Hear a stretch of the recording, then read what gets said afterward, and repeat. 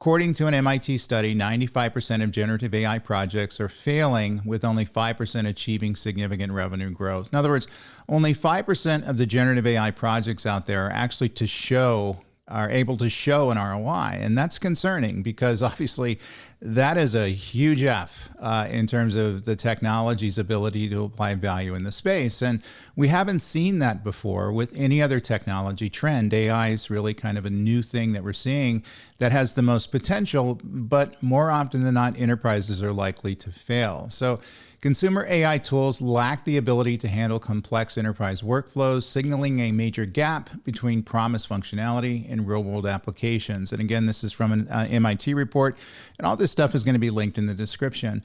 So I'm not going to beat this too much, but we're not seeing the success in terms of what generative AI is able to do and how it's able to bring value to many of the enterprises out there.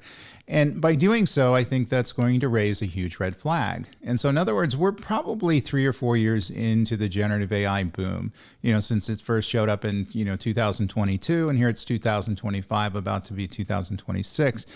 And for whatever reason, and lots of probably legitimate reasons, the enterprises aren't necessarily seeing value coming from these investments in generative AI.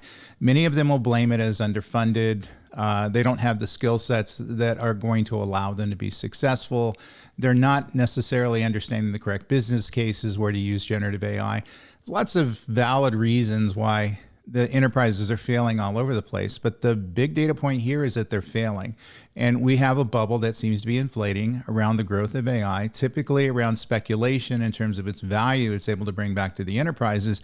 And we may find that bubble is going to blow up in our face.